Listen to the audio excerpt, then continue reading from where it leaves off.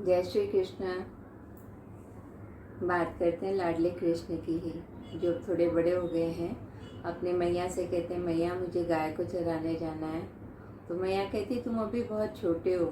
माँ बेटे बात कर रहे थे, तभी सांडिल्य ऋषि आते हैं। तो माँ पूछती है उनसे कि भाई कृष्ण को गोपाल बनना है, यानी गौ को पालना है, तो आप इसका कोई शुभ मुहूर्त बताएं।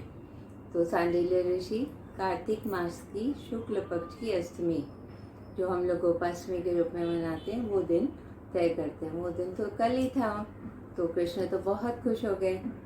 रात को उन्हें नींद भी नहीं आ रही थी, सुबह जल्दी उठ गए और स्नान करने के बाद उन्होंने अपनी गायों की पूजा की, गायों के तिलक किया, फूल माला पहनाई उन्हें। गाय भी बड़ी खुश है क्योंकि उनके उनके स्वामी उनकी पूजा कर रहे हैं। इतनी खुश हैं गाय सब। माँ उदास है।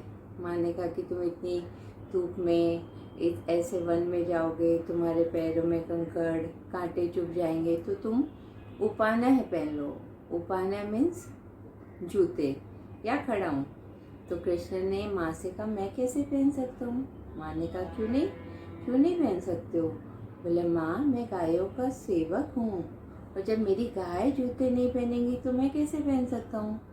तो माँ ने कहा, बेटा वो तो पशु है। बोला, माँ आज बोला फिर नहीं बोलना। गाय हमारी माँ है, इसमें सभी देवताओं का निवास है।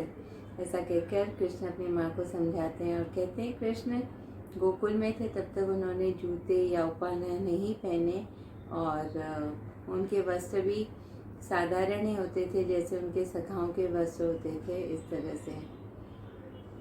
गाय ऐसी है कि कृष्ण की एक आवाज़ से सब दौड़ी चली आ जाती हैं।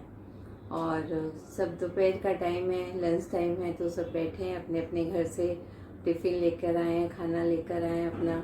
तो सब बैठ के खा रहे हैं, लेकिन सबकी इच्छा होती है कि कृष्ण उनके पास बैठे और वो अपने घर से जो खाना लाएं वो कृष्ण को खिलाएं। तो ऐसा तो नहीं हो सकता, इसके लिए कृष्ण भगवान बीच में बैठे और सारे उनके दोस्त सखा ऐसे बैठे जैसे कोई कमल का फूल, चारों तरफ से उनको घेरे हुए। कभी कोई अपने घर से जो खाना लाया वो खिलाता है। इस तरह से आनंदित हैं, सब आनंद ले रहे हैं। कृष्ण भगवान आनंद की वर्षा कर रहे हैं और सबको जो गाय का महत्व है, जो गायों की उन्होंने सेवा की है, वैसी कोई नहीं कर सकता। कहते हैं कृष्ण जब तक खाना नहीं खाते थे, जब तक कि उनकी गाय खाना नहीं खा लेती थी।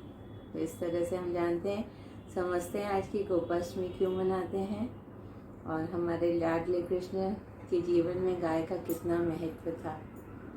तो आप सब ये कहानी सुनिए, अपनों को सुनाइए, फॉरवर्ड कीजिए। आप सबका दिल से थैंक यू अभी तक की सपोर्ट के लिए।